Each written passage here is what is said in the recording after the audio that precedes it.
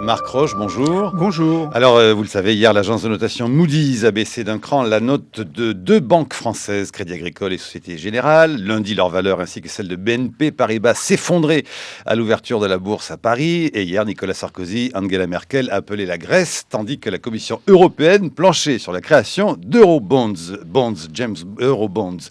Et pendant ce temps-là, les BRICS, Brésil, Inde et Chine, Afrique du Sud, réfléchissaient à une aide à l'Europe que Christine Lagarde, désormais présidente du FMI pour ce qui l'aurait oublié, a jugée intéressante. D'une crise de la dette des États, nous sommes donc passés en Europe à une crise des banques. Ce matin, pour comprendre pourquoi ces banques, notamment françaises, se retrouvent au cœur de la crise, quelle est leur véritable santé et que faire face à cette crise dans la tourmente, vous essaierez, vous nous apporterez des réponses sûres et certaines, hein, Marc Roche. Des tentatives de réponse parce que la situation est complexe, mais visiblement il existe une économie hors la loi, une économie non réglementée qui est au cœur des problèmes que nous confrontons. Alors, c'est de cela que parle votre livre. Je rappelle que vous êtes correspondant financier du Monde à la City depuis plus de 20 ans. Et c'est comme ça que nous vous saisissons au vol lors de ce passage à Paris pour justement essayer de comprendre ce qui se passe sur cette fameuse économie, ce capitalisme de l'ombre et son rapport avec le capitalisme dit éclairé. Et surtout avec ce maître mot qui surgit partout depuis maintenant plusieurs années, la question de la régulation. J'ai envie qu'on passe à un exercice pratique pour voir au fond ce qui se passe avant d'aborder plus précisément encore votre livre. Vous arrivez de Londres où a été présenté lundi un projet de réforme qui vise justement à éviter un nouveau sauvetage du secteur banquier aux frais des contribuables, selon les mots même de ceux qui l'ont présenté. Quelles sont les conclusions de cette fameuse commission Vickers, du nom de l'économiste qui les a menées? Et que propose-t-elle? C'est la première vraie tentative de réglementation du système bancaire depuis la crise de 2008. Elle consiste à sanctuariser, c'est-à-dire à séparer les activités de dépôt qui sont des activités très régulées et qui bénéficient de la garantie de l'État. Qu'on appelle le cœur de métier de la banque. Voilà, le cœur du métier de la banque. Des activités spéculatives, le trading, qui, elles, sont beaucoup plus risquées. Et comme on l'a vu en 2008, des problèmes dans la sphère spéculative se répandent sur la santé des banques, qui alors doivent être sauvées par le contribuable. Et c'est cela que Vickers a voulu casser, c'est ce lien. Le contribuable sauvera le cœur du métier, mais les activités spéculatives sombreront sans l'aide du contribuable. Alors cette régulation et cette volonté de régulation, elle émane d'un endroit, on pourrait dire, d'un pays, d'un lieu qui est réputé pour être justement au fond le temple d'un néolibéralisme qui ne se connaît pas ou qui sait contourner les questions de régulation. Est-ce qu'on peut dire qu'avec cet exemple britannique, il y a justement là comme un tournant et une sorte d'exemplarité de ce qui pourrait se passer ailleurs, notamment en France? C'est un exemple, c'est le seul de tentative de réglementation des banques. Ceci dit, la réglementation ne devrait pas venir en vigueur avant 2015, voire 2019. Vu la situation aujourd'hui et la fragilité des banques, on pourrait avoir un crash bancaire bien avant que la régulation Vickers ne vienne en vigueur, parce que... Crash, comment ça crash? Je croyais que le mot était tabou partout, qu'il fallait surtout pas employer le mot crash pour ce qui nous occupe en ce moment. Écoutez, quand vous voyez les valeurs bancaires depuis plusieurs semaines, on y est quand même assez proche. C'est-à-dire que les banques sont considérées à nouveau comme vulnérables par les marchés et que la réglementation Vickers, à cause du lobby bancaire qui émascule toute réglementation, qui a d'ailleurs retardé la mise en vigueur de la régulation Vickers, le lobby bancaire fait tout pour torpiller les réglementations que sont en Europe, aux États-Unis, pour les émasculer. Alors, est-ce qu'il faut, cela dit, croire et donner du crédit à cette tentative par le politique de reprendre la main sur le marché? On a vu et assisté à des choses étonnantes, en Grande-Bretagne, avec notamment les excuses de l'opposition travailliste à cette occasion-là pour ne pas avoir mené ces réformes à temps. Je suis profondément désolé pour les échecs du précédent gouvernement en matière bancaire à lancer devant les députés le responsable du Labour pour les finances, Ed Balls. C'est tout le problème de la réglementation et des liens avec le politique. C'est que le politique est désarmé face au rouleau compresseur que représente le lobby bancaire. D'autant plus que dans les pays anglo-saxons, le politique, quand il quitte le pouvoir, qu'est-ce qu'il fait ? Il rejoint les banques. Vous n'avez de cesse que de montrer cela dans votre livre. L'exemple est bien sûr Tony Blair, qui est conseiller de 2 banques, mais il n'y a pas que les pays anglo-saxons, il y a quand même aussi l'Allemagne, où on voit que Schröder est conseiller de Gazprom, Prodi a travaillé chez Goldman Sachs. Et puis il y a Mario Draghi.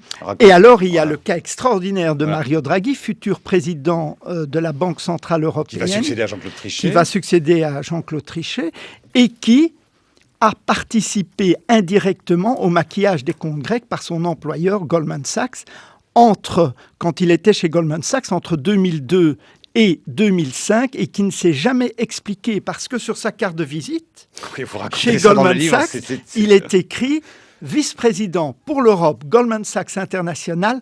Entreprise et dette souveraine. Et il n'a jamais voulu s'expliquer sur ce qu'il a fait à Goldman Sachs. Je suppose qu'il a fait le suivi du maquillage des comptes grecs fait par Goldman Sachs en 1999 pour entrer dans l'euro. Mais du coup, qu'est-ce que vous lui reprochez ? C'est clair. C'est écrit sur la carte de visite. Oui, mais lui, il dit qu'il ne s'est pas occupé.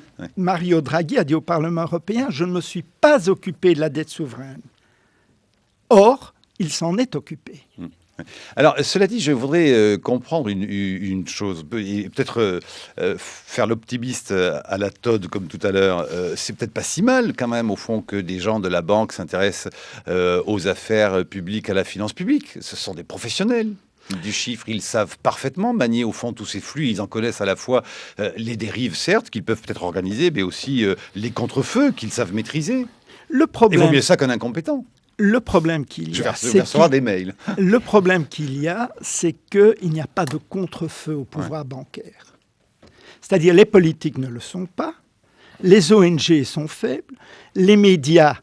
Ah oui, vous avez un chapitre dur sur les journalistes, mais vous avez raison. Y compris moi-même, qui n'ai pas vu la crise, parce que je ne comprenais rien au subprime. Je ne comprenais pas leur technicité. Donc les médias sont désarmés, les ONG sont désarmés, les politiques sont désarmés. Vous savez, c'est une nébuleuse, le pouvoir bancaire, parce qu'il est non seulement, il y a les banques, mais il y a également les cabinets d'avocats, les cabinets comptables, les consultants, et cela fait énormément de pouvoir auquel on est confronté et qui explique qu'aujourd'hui, on est retombé dans les excès du passé, bonus mirobolant, hors bilan, et surtout l'impunité. C'est ça qui me choque peut-être le plus en tant que libéral dans ce qui se passe aujourd'hui, c'est qu'aucun patron n'a été jugé et condamné, même dans les faits avérés de fraude. Tous, même les plus incompétents, ont retrouvé du travail, ont gardé leur retraite, alors que le public est soumis partout à de très dures cure d'austérité. Alors c'est là que nous en venons au cœur et à l'objet de votre livre, Marc Roche, Le capitalisme hors la loi. Vous enquêtez sur les parts légales, visibles des banques, et plus difficile sur le volet moins visible, ce qu'on appelle le capitalisme de l'ombre. Une précision importante, parce que vous venez de le dire, après tout, libéral vous êtes, libéral vous restez, et point chez vous l'envie ni l'idée de jouer sur les effrayantes théories du complot. Ça n'est pas cela non plus. Écoutez, c'est pas la main invisible. On m'a accusé à 60 ans d'être devenu marxiste. Généralement, c'est l'inverse qui se passe. Absolument pas. Les théories du complot n'existent pas. Les banques ont beaucoup trop de pouvoir. C'est économique, c'est financier. Il faut réduire leur taille. Il faut casser les activités de dépôt, les séparer complètement des activités spéculatives, comme c'était le cas avec la législation Glass-Steagall Act aux États-Unis dans les années 30, qui a été abandonnée par Bill Clinton, et qui a été abandonnée en général toute l'idée par la gauche. C'est ça qui m'a fortement surpris. Il faut bien redire ce que c'était ce Glass-Steagall Act. Ce Glass-Steagall Act interdisait aux banques de faire les deux. Ou bien vous faisiez l'un, le dépôt, le détail. Après la crise de 29. Après la crise de 29. L'effet, on va dire, de la crise de 29. Absolument. Où vous faisiez de la spéculation. Et de là a eu l'éclatement de la maison Morgan entre une banque de détail Morgan Guaranty Trust et par exemple Morgan Stanley et JP Morgan, des banques d'affaires. Eh bien, il faut revenir à cela en le réadaptant à l'époque moderne et à la technologie. Mais aucun gouvernement n'ose le faire. Pourquoi ? Parce qu'il manque la volonté politique. Si vous prenez le G20, rien n'a été fait sur les paradis fiscaux.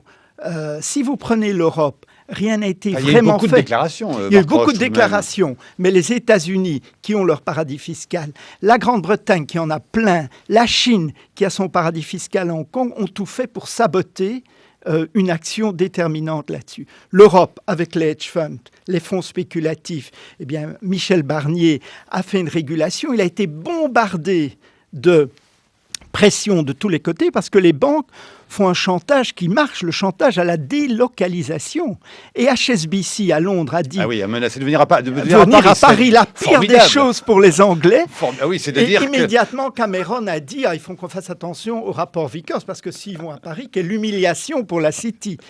Et Barclays a fait le même aux États-Unis. Alors, vous décrivez de très nombreux mécanismes et vous en faites l'histoire également de tous ces endroits aussi où on peut, au fond, spéculer sans trop de dégâts, échapper notamment à l'impôt, à les jolies plages des îles Caïmans, entre autres. Et d'ailleurs, on se dit que c'est invraisemblable. Vous faites un point d'histoire pour dire d'où ça vient la fameuse impunité qui ici aux îles Caïmans pour justement ne pas payer d'impôts. Ça vient de quelque chose. Mais les habitants ont sauvé... Qui aurait pu ne pas perdurer quand même. Oui, les habitants au XVIIIe siècle ont sauvé un navire britannique et en échange de cela, ils ont reçu une détaxation à vie. Et de là est née dans les années 50 cette place financière qui est aujourd'hui la 5e plus grande place financière au monde. Alors vous allez à Cayman, c'est merveilleux, c'est carte postale, vous faites de la plongée. C'est chic. C'est chic. Derrière, dans l'arrière-pays, vous avez toutes les banques sont là. Qu'est-ce qu'elles font, les banques internationales à Cayman? Eh bien, elles rabattent des fonds. Elles rabattent des fonds, elles ne posent pas de questions parce que leur régulateur est très faible et ces fonds vont ensuite être gérés dans toutes les grandes places, que ce soit Paris, Londres ou New York. Donc, ces places, que ce soit Cayman, les îles anglo-normandes, Monaco, en fait, rabattent des fonds pour les places financières et des fonds qui arrivent blanchis. Je ne dis pas que c'est des fonds criminels, c'est pas du tout ça, mais c'est des fonds pas nets, des fonds gris. Mais attendez, c'est quoi un fonds pas net? C'est pas un fonds illégal. Écoutez, c'est comme la nuance entre la Banque européenne de développement, qui est les pays de l'Est, va faire une association avec des oligarques russes. Les oligarques russes insistent à moitié-moitié que leur parti qu'ils mettent dans ce partenariat soit placé aux îles Caïmans. Les îles Caïmans ne vérifient pas l'origine des fonds russes et cet argent est bien sûr géré à Londres dans la City. C'est-à-dire que cet argent dont on ne sait pas d'où on provient est blanchi. Et réinvesti ensuite. Et réinvesti.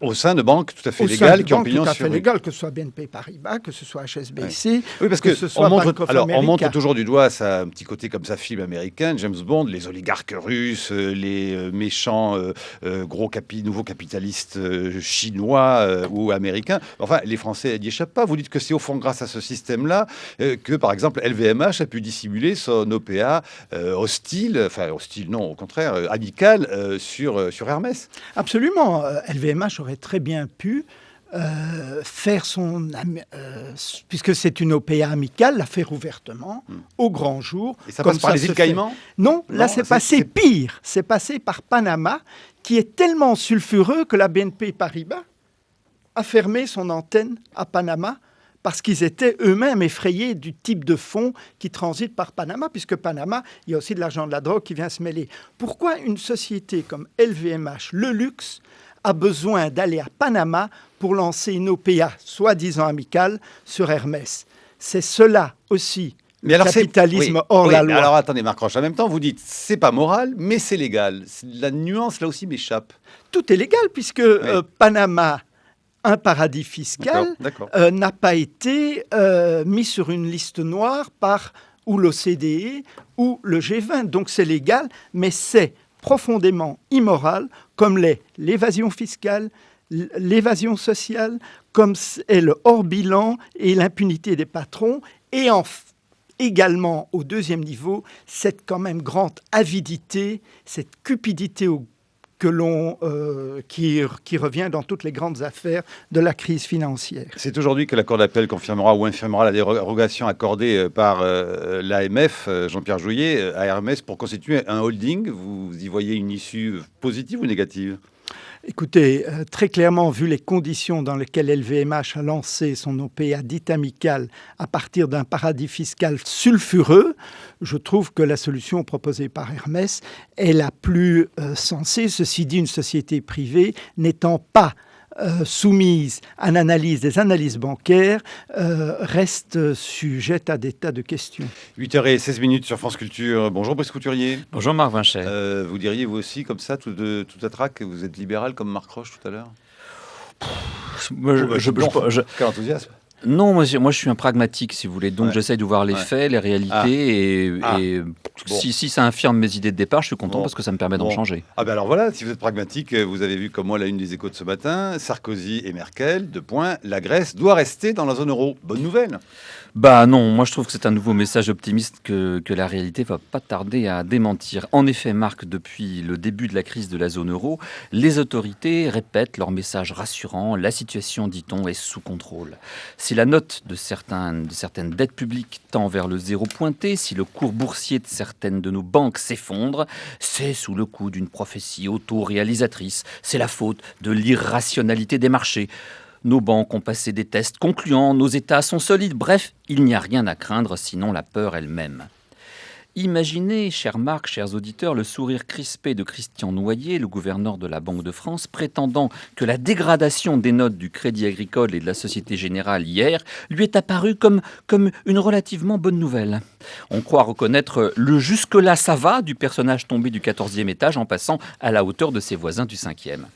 En vérité, la crise de l'euro est bien plus sérieuse parce que mal gérée depuis le début, elle menace de dégénérer en crise systémique et c'est la raison pour laquelle elle inquiète Américains et Chinois. D'abord parce que les États et les banques concernés ne sont pas victimes d'une crise de liquidité comme ils le prétendent, mais bel et bien d'une crise de solvabilité. Face aux défauts de paiement de l'État grec, dont l'échéance se rapproche chaque jour un peu plus, les grands décideurs européens divergent. Les Français désirent que le malade, en coma dépassé, demeure sous perfusion. Les Allemands divergent entre eux, non pas sur le défaut de l'État grec, mais sur le maintien ultérieur de ce pays au sein de l'Euroland. Quant aux moyens d'empêcher la contagion aux autres États surendettés du Sud européen, alors là, la confusion est totale. Les Français désirent les eurobonds. Ils permettraient en effet aux pays pas sérieux de continuer à emprunter à taux bas en profitant de la bonne réputation des pays sérieux.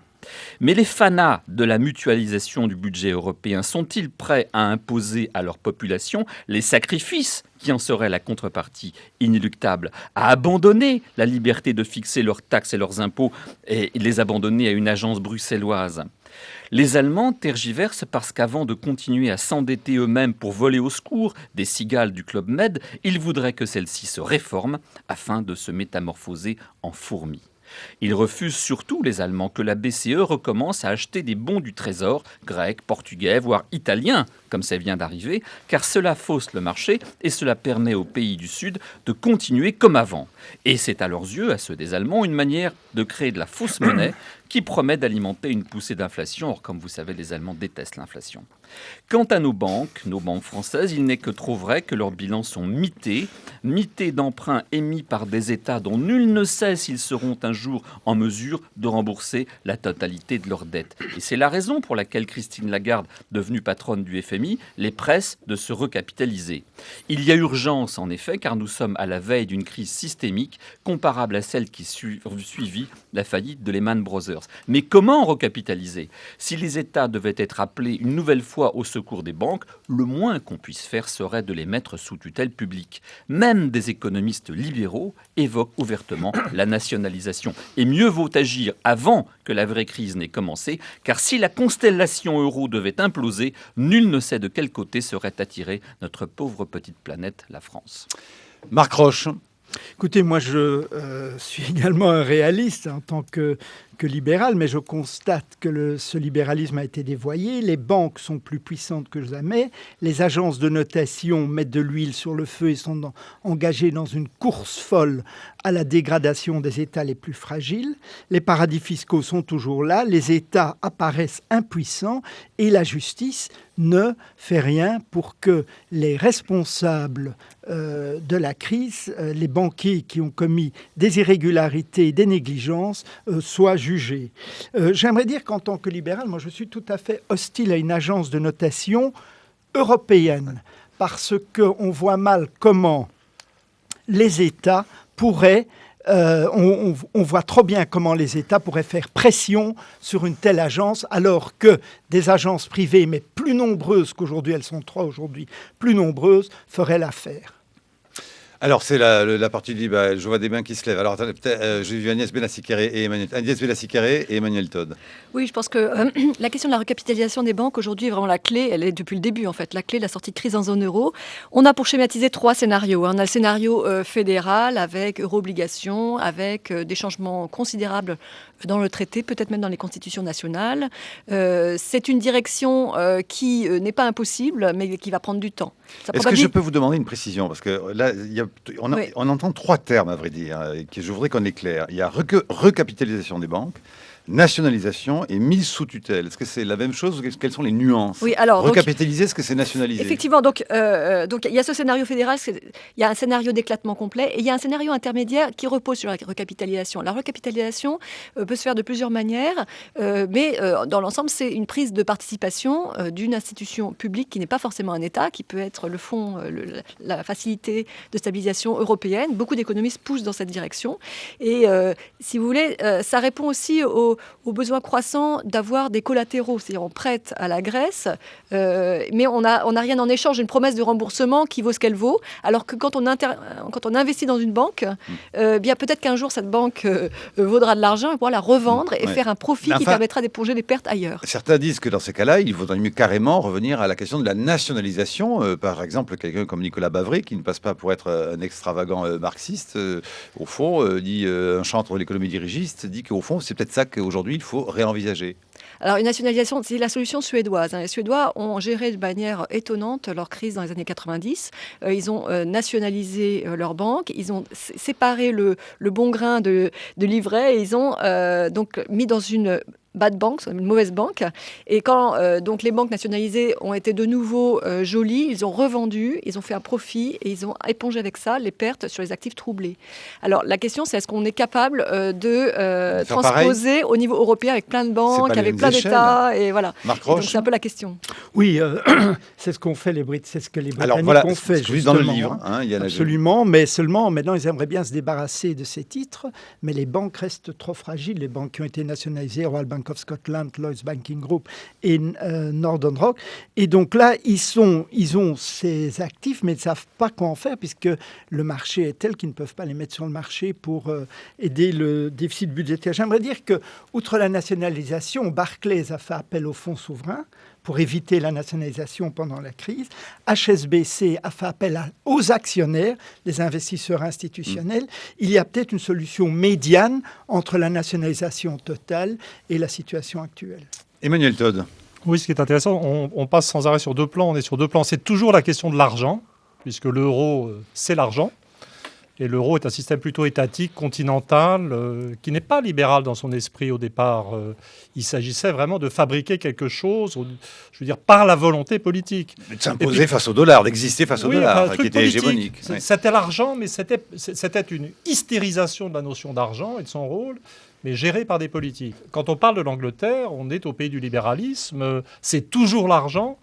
Mais c'est autre chose. Donc, je pense que tout ça évoque, il y a une sorte de premier plan de la crise, qui est une sorte de domination de l'argent qui n'a plus rien à voir avec l'économie, le marché, qui évoque d'ailleurs, c'était James Galbraith, le fils de de son père, si on peut dire, dans l'État prédateur, montre bien que dans les élites américaines, plus personne ne croit au marché, au libéralisme. Comme vous y allez. Et on a Plus personne ne croit au marché. Le livre est publié au Seuil, dans une excellente traduction française, et je vous le conseille.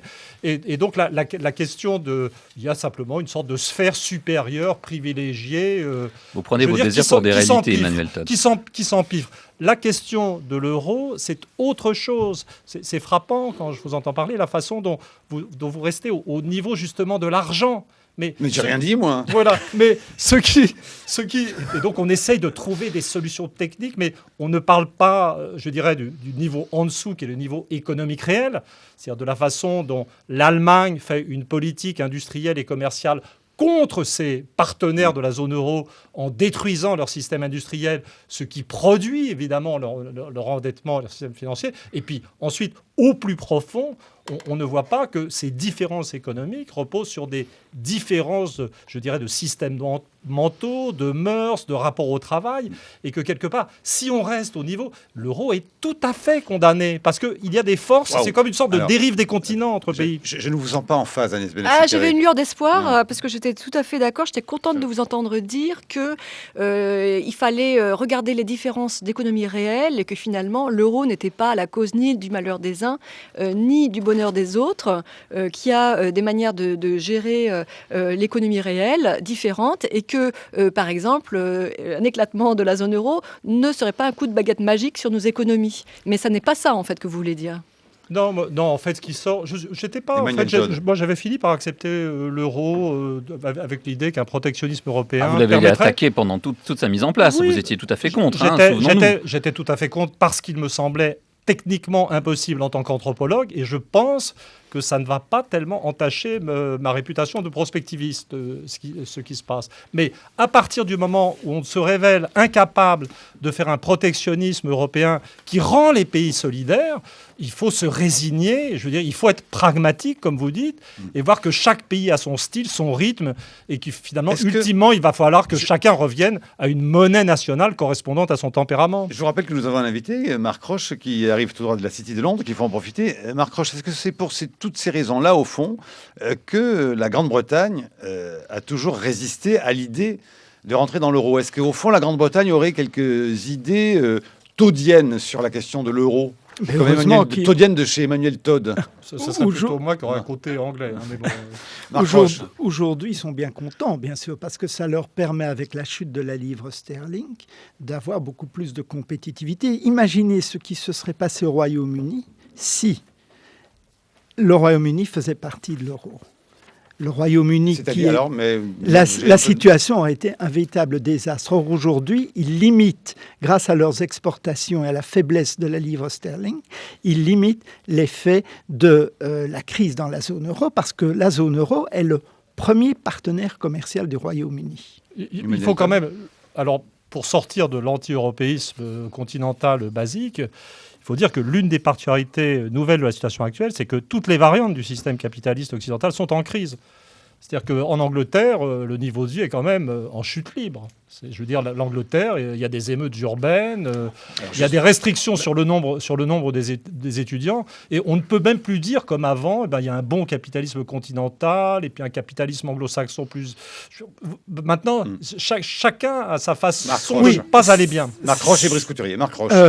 Il est très clair que les émeutes qu'on a connues cet été sont liées à la fois à la cure d'austérité qui est draconienne et aussi à l'impression quand même d'un système inégal où les riches payent peu d'impôts, la classe moyenne paye énormément d'impôts et les pauvres sont de plus en plus pauvres. Et ça, c'est les émeutes. Et ces émeutes qu'on a connues à Londres, on risque de les connaître également dans le reste de l'Europe. Est-ce que le lien a été fait dans les commentaires en Angleterre, justement, entre cette question de coupe budgétaire du gouvernement Cameron et les émeutes? La violence des émeutes qui ont vraiment traumatisé le pays, surtout la classe moyenne, puisqu'ils sont attaqués à des petits commerces, et a fait qu'aucun politicien n'osait faire le lien. C'était de la violence pure et simple, mais en fait, tout le monde sait que c'est lié aux coupes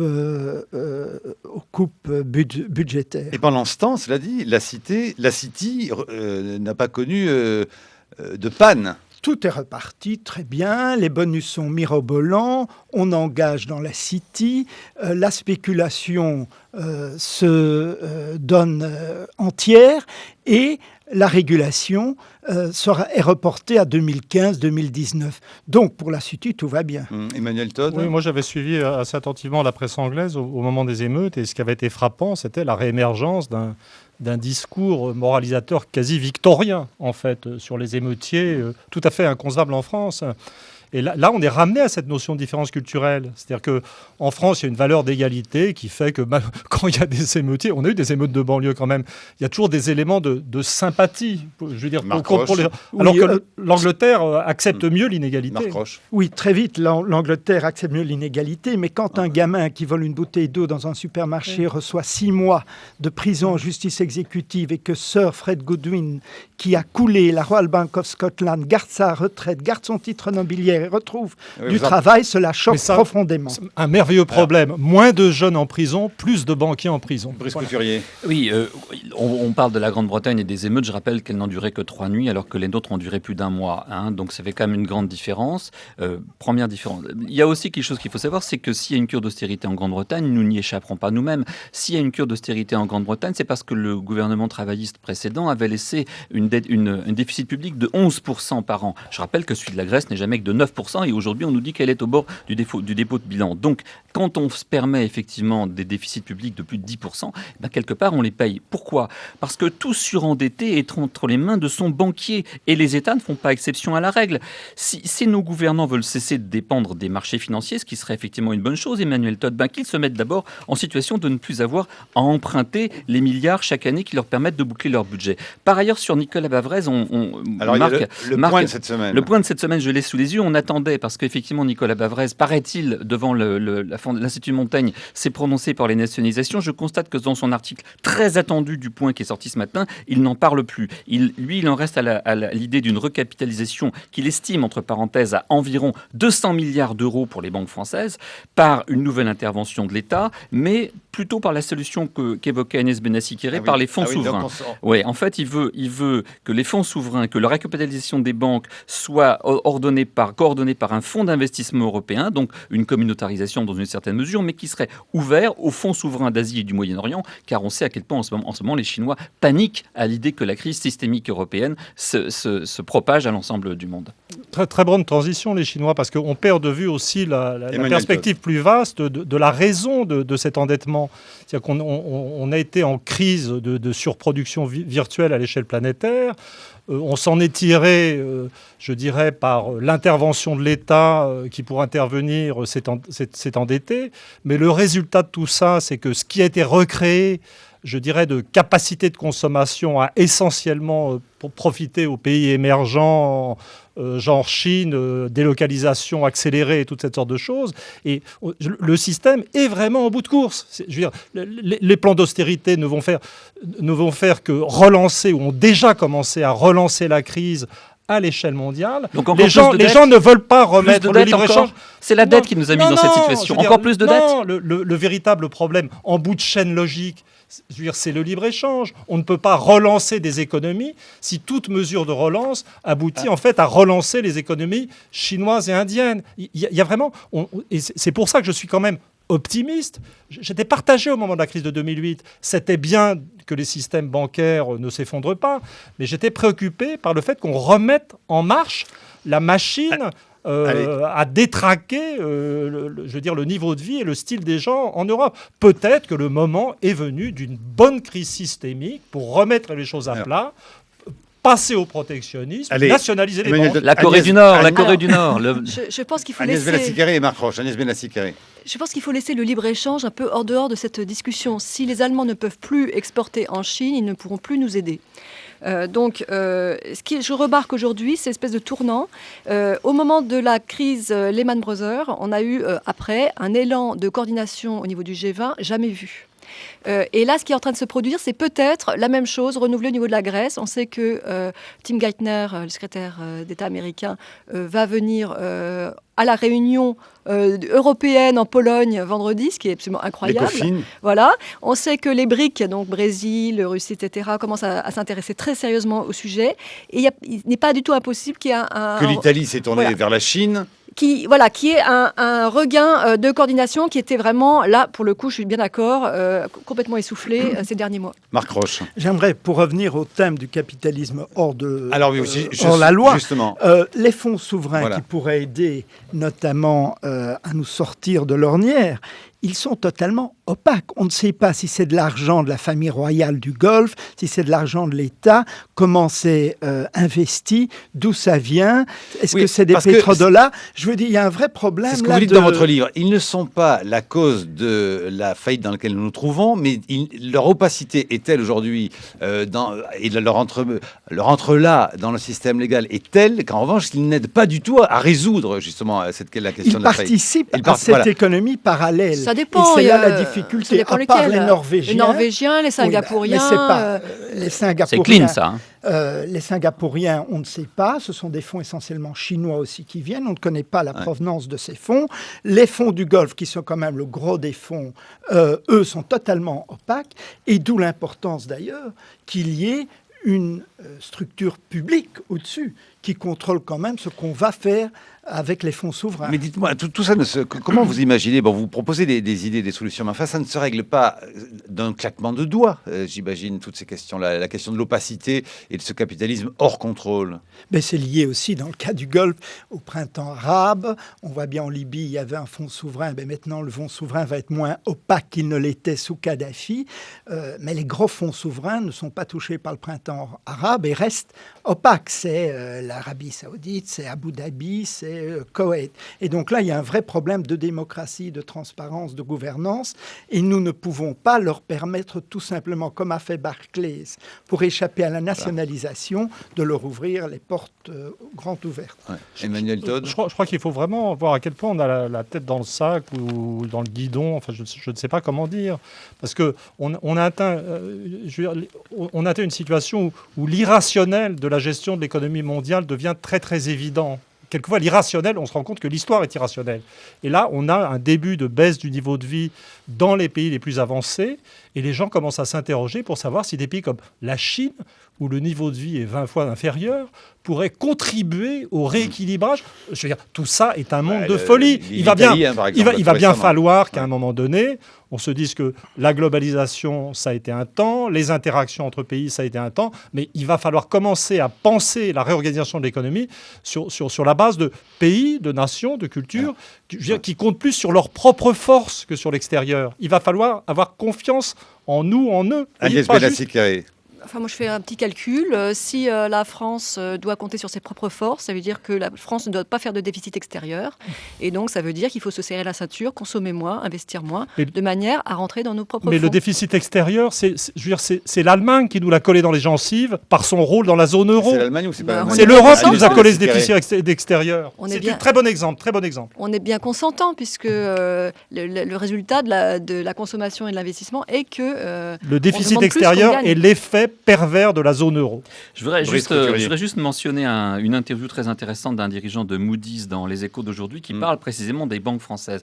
Et pourquoi, lui, il explique pourquoi ils estiment chez Moody's que les banques françaises sont sous-capitalisées. Eh bien, parce que BNP Paribas est autant exposé à la dette publique italienne que le Crédit Agricole à la dette grecque. Or, Moody's estime que le scénario actuellement de perte sur ces deux dettes souveraines se monte à 7% pour l'Italie, car il est évident que la dette italienne elle-même sera un jour dégradée, et que pour la Grèce, ils estiment à 60%. Il faut savoir une chose qu'on n'a pas vraiment dit jusqu'à présent, c'est que quand les banques prêtent de l'argent à des entreprises ou à des particuliers, elles sont obligées de garder en réserve ce qu'on appelle du collatéral. Oui. Parce qu'effectivement, le particulier ou l'entreprise, on estime qu'il peut faire faillite. Par contre, quand elles prêtent aux États, elles ne sont pas obligées de mettre en réserve ce collatéral. Or, parce qu'on estimait qu'un État ne pouvait pas faire faillite. C'était la doxa des amis d'Emmanuel Todd jusqu'à il n'y a pas très longtemps, que les États ne pouvaient pas faire faillite. Moi maintenant, je suis tout à fait partisan de On va laisser peut-être parler un peu Marc Roche. Oui, d'où le côté essentiel de réglementer en séparant les activités de détail des activités spéculatives. Comme ça, si les banques spéculent sur la dette des États et qu'elles perdent de l'argent et qu'elles doivent faire faillite, ce n'est pas le contribuable qui va les sauver. Oui, ça ne se reporte pas sur le contribuable. C'est les actionnaires qui vont boire la Agnès Benassi-Carré. Lehman Brothers n'était pas une banque de dépôt, donc ça règle une partie du problème. La question aujourd'hui en Europe, c'est effectivement réduire le coût d'un refinancement éventuel des banques par les États. Et donc on essaye de limiter les dégâts. Et donc une solution, effectivement, c'est de séparer le dépôt du reste. Mais c'est pas la cause de la crise. Non, mais c'est l'argument qu'avance toujours le lobby bancaire en disant Lehman Brothers était une banque de détail, Northern Rock était une caisse hypothécaire, ce n'était pas des banques qui spéculaient. Le fait qu'ils étaient dans les subprimes, Northern Rock n'avait rien à faire dans les subprimes. Royal Bank of Scotland n'avait rien à faire dans les subprimes, les crédits à risque hypothécaires de cette manière. Et résultat, c'est le contribuable britannique qui a dû les sauver. Et comme résultat, si le déficit budgétaire est si élevé qu'ont laissé les travaillistes, c'est aussi parce qu'il a fallu aider les banques. 8h41, c'est l'heure du coup d'œil de Thomas Cluzel. Peut-être, Thomas, un point de vue dissonant dans le catastrophisme ambiant. C'est la page idée débat opinion du Figaro. Oui, avec un article donc signé de l'économiste Charles Gave. Imaginons, dit-il, qu'un observateur neutre arriverait, disons, de Mars et qu'il s'attacherait à comprendre ce qui se passe dans les économies et les marchés financiers. S'il lisait la presse de notre pays pour se renseigner, eh bien, il acquerrait sans doute très rapidement la conviction que le pelé, le galeux, c'est bien entendu le capitalisme inefficace, injuste, sous-tendu qu'il est par cette abominable idéologie qu'est le libéralisme. Mais pourtant, nous dit Charles Gave, nous ne sommes pas du tout dans une crise du capitalisme, mais tout simplement dans une crise des États qui ont pratiqué avec beaucoup d'allégresse, dit-il, le social clientélisme qui consiste simplement à acheter les voix des lecteurs en émettant de la dette qui sera remboursée par nos enfants ou nos petits-enfants. Or, le principe essentiel de la démocratie, qui a vu le jour en Angleterre, a toujours été pas de taxation sans représentation, et pourtant nous taxons donc allègrement nos descendants, alors même qu'ils ne sont pas encore nés et donc bien incapables de voter. Autrement dit, nous sommes en face non pas d'une crise économique, mais bien d'une crise d'un dévoiement de nos systèmes politiques, dit-il, capturés par une technocratie à la fois triomphante et incompétente, ce que chacun peut d'ailleurs constater tous les jours. Le capitalisme, quant à lui, se porte comme un charme, non seulement en Asie ou en Amérique latine, mais encore dans nombre de nos pays, tels la Suède, le Canada, l'Australie, la Finlande, l'Autriche, le Danemark, en clair, tout pays où la population est soignée, éduqué, bien nourri et prend sa retraite sans aucun souci. Tout ceci, pourquoi ? Eh bien parce que le capitalisme y règne et que les États contrôlés par les peuples y font leur métier convenablement. Voilà pourquoi, écrit Charles Gave, donc la grande affaire des 10 ans qui viennent ne va pas être la réforme des systèmes bancaires et économiques, mais bien la réforme de nos États. Keynes avait l'habitude de dire à ceux qui lui disaient que ces solutions ne marcheraient pas à long terme, « Monsieur, à long terme, nous sommes tous morts ». Pour en terminer donc avec celui dont les idées dévoyées sont à l'origine de tant de nos problèmes actuels, conclut Charles Gave, la réalité est encore une fois toute simple, nous sommes dans le long terme et Keynes, lui, est bien mort. Alors voilà, là c'est l'inverse absolu du pessimisme ambiant, de la critique du libéralisme. Marc Roche. Écoutez, moi, je suis tout à fait d'accord avec ces cristes économistes, simplement j'aimerais que la sphère financière soit réduite. C'est-à-dire qu'on revienne aux fondamentaux de base, qu'un pays, c'est aussi l'industrie, c'est l'agriculture. Et cela, on l'avait un peu oublié. Les pays qui marchent aujourd'hui sont des pays qui ont une forte base industrielle. Qui garde la question, oui, c'est la terre. La terre, mais aussi les usines et beaucoup moins de spéculation. Agnès Benassi-Carré. Oui, sur ce point, deux petits points. Le premier, c'est qu'il ne faut pas oublier que parmi les pays en crise, il y a l'Irlande, qui était un des meilleurs élèves de la classe en matière de déficit budgétaire. Donc, il n'y a pas seulement... Et montré comme exemple. C'est pas seulement les États, c'est les États en tant que régulateurs plus qu'en tant que dépensiers dans le cas de l'Irlande. Et puis, il y a une deuxième remarque qui va faire plaisir à Emmanuel Todd. Le déficit n'est pas forcément la taxation de nos enfants. dans une certaine mesure, ça ne l'est pas forcément, c'est parce que c'est comme une entreprise qui investit et qui va rembourser avec la croissance. Et donc, il ne va pas rembourser en taxant ses clients, en montant ses prix ou en prenant de l'argent à ses actionnaires.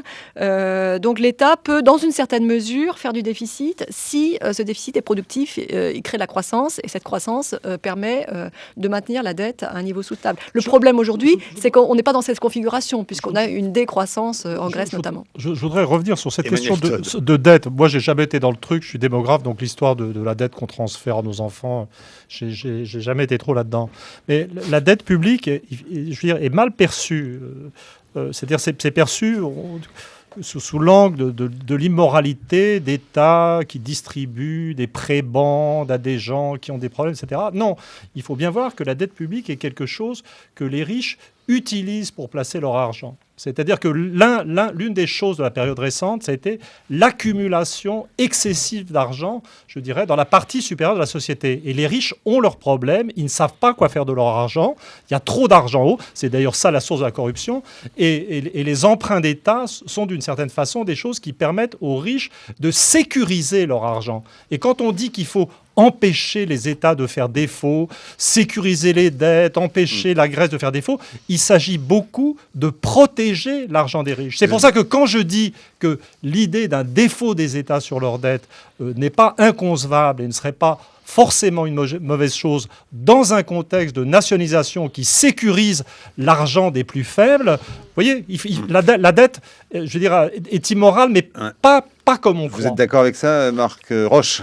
Oui, enfin, il est très clair que tout le débat en France sur la taxation des riches, c'est le seul pays où a vraiment eu ce débat. Et certains ont dit, oui, bien sûr, d'accord, taxez-nous. Oui, taxez-nous. Seulement, ce qu'ils ne disent pas, c'est qu'ils ont toujours des moyens via des cabinets comptables, via des cabinets juridiques, tout le sujet des de votre conseillers livre, de votre livre. financiers, de payer le moins possible.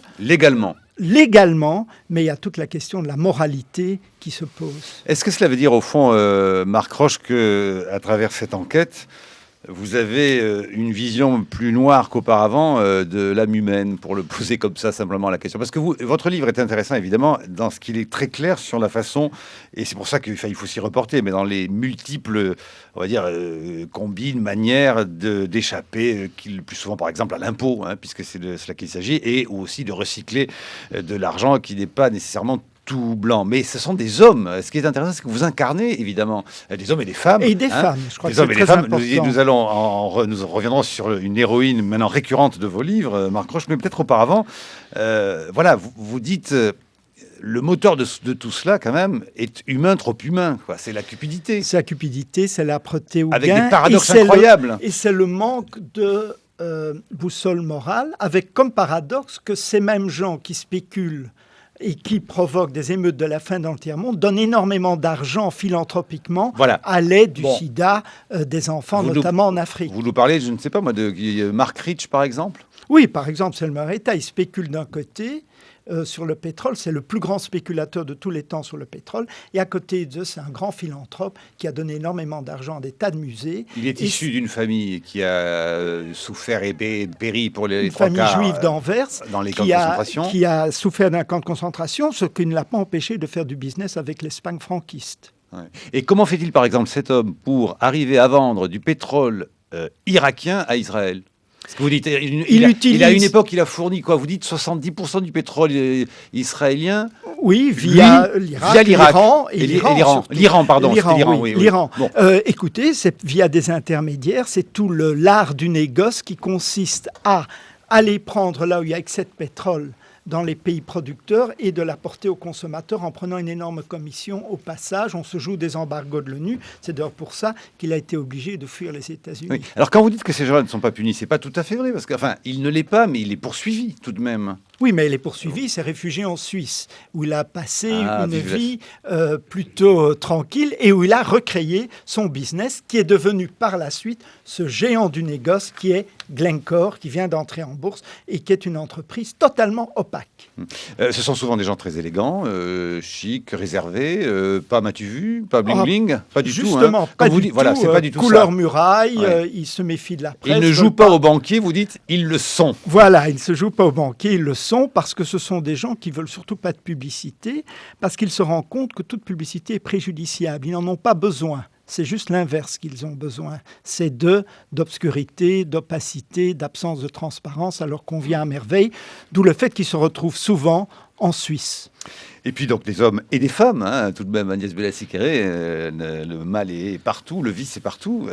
Pourquoi vous me regardez ? On retrouve Madame, comment dit, Lou Diadis, c'est ça ? Oui, ce qui Dans m'a le votre livre plus... qu'on avait déjà vu dans le précédent. Ce qui m'a le plus étonné dans cette expédition dans l'économie hors la loi, c'est qu'il y a énormément de femmes. Et l'exemple le plus, oui, parce que Madame Lagarde dit la crise financière a été provoquée notamment par les testostérones des traders qui sont tous des mâles. Mais en fait, il y a beaucoup de femmes.